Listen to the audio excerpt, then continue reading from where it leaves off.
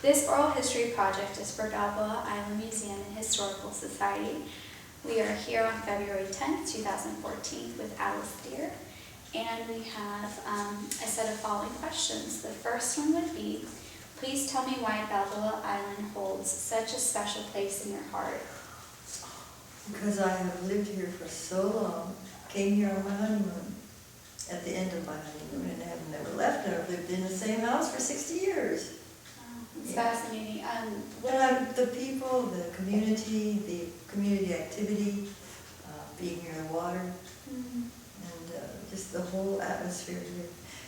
It's a funny thing, my husband worked primarily off the island. He was a football coach and teacher up in the Anaheim district most of the time. And, you know, up there it was a totally different life that he lived. But then when he would come over the bridge to the island, he'd pick up his other life, you know, the one here at home. And I've heard so many people say the same thing. When they come from work and onto the island, they live in a different world here. And it's a lovely, lovely world. Would you share with me your favorite story about any people that you've encountered, perhaps famous or celebrities that you met or encountered on the island? Oh, yes, I'd see John Wayne a lot. Because he and his sidekick, what's his name, Wallace Beery? I kind of think it was the guy who, his little friend, little and fat, but I think it was Wallace Beery. And he drove a little bitty motor scooter.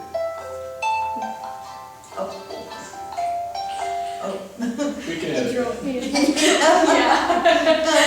Wallace Beery, whoever was on his little motor scooter, and John Wayne, of course, was extremely tall, and the two of them together were quite a sight to see. But you know, John Wayne was so friendly. He loved coming down the island. A lot of people knew him, and he would come onto the island, and somebody from way across the street would say, "Hey, Duke," his name, and he'd wave and smile and visit a little bit. He was just a really friendly, really natural, kind of wonderful man. He was the most famous one, I think, that I ever saw here. And I don't know any other celebrities. Oh, yes. The man who lived on the South Bay front who had a big trimaran. Used to be Hollywood, he was on a TV series. Buddy Ibsen. But thank you, his name was Buddy Ibsen. He lived here, and I just knew of him. I never knew very much about him, other than that he was on a TV series for a long time. And then that was about it for people who were kind of famous. Do you have any special holiday memories relating to the island? What kind of memories? Special holiday memories? Well, there are several. Christmas, of course, is beautiful down here. You know how they did the boat parade and with all the decorating on the island, which has grown more and more elaborate and brilliant through the years. When I first moved down here, we were lucky to get a couple of strings of lights up. There weren't very many people living on the island at that time. And they were mostly absentee owners who would come down perhaps in the summer, or they rented their places out. And so Christmas was not always exciting until the last, say, 20 or 30 years. It's been growing more and more beautiful. And the boat parade is more elaborate. And there are more people who live here year-round. It's a residential community now rather than just a resort community. So it makes a difference. The dynamics change. Yes, they really do. Do you prefer it the way it is now, or is there a special? Oh, I love it the way it is now. I have seen the island get better and better all the time. And like activities are more and more fun. Like Christmas is always hugely decorative, but so is Halloween. Halloween is just a ball.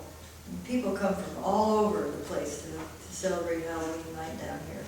Walk their little kids around, and their kids are so cute in all their costumes. And even the parents sometimes dress up and are fun to visit with. So it's a very exciting time. Those are the two main holidays. Of course, the parade that we have introducing the summer to people who are here we have this wonderful parade. And it's a long time in the preparation, boy, months and months ahead of time. And it's a long, it goes on and on and on. When the parade does start, it goes on and on and on, but it's the shortest parade in the country. It's for 3 blocks, and that's it. All that preparation, all that planning for 3 blocks, but they make it quite a 3 blocks, as time will tell. Yeah, so it's a fun time. Oh, and those are the 3 main things, I think. Do you have any life-changing events that have happened here on Balboa Island? Life-wedding event? Life-changing events, whether they be personal or maybe a community event that you experienced. Life-changing event. Well, becoming a part of some of the island, lots of the island activities. In fact, I have been on the board for the home open house, Christmas open house that we have. That has been kind of life-changing, because I think that made me more aware of community than almost any other event. And I've been a part of the Christmas open house since it started many years ago. I think it's over 20 years old now, maybe more. And it's been fun to see it develop as we get wonderful homes, and you get introduced to so many more people on the island when you're going to be showing their house, and we have huge response to our event. People come from all over the place to see our open house at Christmas time. We were just volunteering this past year for the first time. Oh, were you? Were you on the decoration? We were here at the museum. So Oh, you were? Oh, such wonderful. a community-based event. I see why you've been involved through all the Oh, stages. yeah, So. it's really been a lot of fun. And then I was on the, let's see, other community things, just the home tour, mostly. I go to the BIIA meetings, Balboa Island meetings, and sort of get involved with what's happening with political and community events here. As far as a personal event, is there anything of significance to you that's taken place here? I know your very origin of coming here to the island started from such a celebration and such, I mean, Yes, it's it such was. a neat place that you've been connected throughout all the ages. Yes, I loved it, and to be connected with the school system and Right. the events at school and here on the island, involved in the events on the island. And the whole lifestyle here has been an event. Absolutely. It really is. It's more fun. And I would hate to think about living anywhere else. They're going to have to drag me out feet first to get off the island. Oh, but you know, my husband really taught me how to swim here after we were married. I was afraid of the water, horrendously afraid of the water, most of my life, all of my life. I think it's because I fell off of a surfboard when I was about 3 years old, and my dad was bringing me in on his surfboard, and I fell off, and I still remember being on my back in the water. I was submerged in the water, and I could see the sun coming down through the water, and I was petrified, just scared to death. And I think that's what really started my fear of the water. And my husband, who was a diver, wanted me to be over that fear. And so he taught me how to swim out here in the bay and to use swim fins. Right. And then eventually put a faceplate on me. And then eventually I could go underneath the dive into the water, and it didn't scare me anymore. So anyway, I would say that was sort of a life-changing event in itself. Certainly. And one that I did, and one that we did together. We did a lot of water stuff together, fishing. Oh my gosh. He was a wonderful fisherman. He started out as a freshwater fisherman up in the Sierras, and he was strictly fly fisherman. And he would tie his own flies all the way down these tiny little 22 size gnats. I couldn't even see them, you know. So he tried to teach me how to fish with a fly, and I could only tie ones that were about that big. And I never got down to the little ones because you have to have all this manual dexterity, which he had, and I didn't. But he did let me tie the flies that we would use for fishing out here in the ocean, and we'd be fishing for bonita and for albacore and anything else that would come along. And I could tie a fly that was about that big, and it didn't matter if it came apart, because if the fish were hitting, then they'd take anything, Right. even my fly. So, yeah, fishing was a really fun thing all of our life. We were both water dogs, and I was a beach bum when I first moved down here, newly married. I wasn't going to school at that time, and didn't have a job at that time. For the first 6 months I was married, I went to the beach every single day, and I did swim. That was when I had learned how to swim, that's right. And he had taught me, so, you know, swimming, water sports have just always been a big deal for me, and because they were big for him too, and football. The island's been known to be a vacation spot, and I know the dynamics has changed to be much more of a permanent residence. But do you ever feel as if you're on this ongoing vacation, as you have been? Not anymore. No? No, it's been many years since I have felt like it was an ongoing vacation. It's definitely a different lifestyle. It's much more laid back than when you're up in town. And I don't make it to the beach nearly as often. If I have free time, mostly it's spent in the yard. And or walking around the bayfront has always been prime and choice, and I love that. But no, I really don't have a resort-like feeling or vacation-like feeling when I'm here. I'd say it's my home, it's my residence. And so it's over the years it's picked up a different kind of significance. And not just being lying on the beach having a good time playing cards or swimming. That's neat. Mm-hmm. Do you have a favorite Balboa Island story that brings back fond memories of your childhood, or perhaps even that inner child in you? Well, only, you know, I've been coming here since I was a child. And then up through, I was from Pasadena. A lot of us here are from Pasadena, because when I was in school, when I was in a junior college up there, the thing that you always did at the last 2 weeks of summer was come down here to the beach. I can remember coming down here when I was a little bitty kid, and God, it seemed like that seawall wasn't even built by then. We could run out of the house that we were staying in and just go right down to the beach, didn't have to crawl over anything. But we must have had a seawall, but it wasn't very high. The seawall has changed a lot.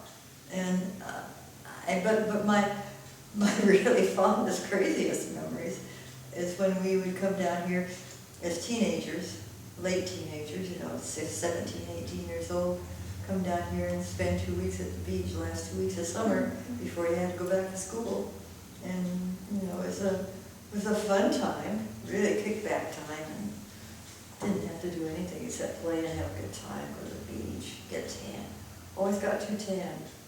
You know, we didn't know at that time that you weren't really supposed to do that to your skin, to your body, to your whole body. And we had a great time in that last week. Those are my fond young memories at the beach here, is coming down those last 2 weeks and being with the girls and meeting the boys. Right. Okay.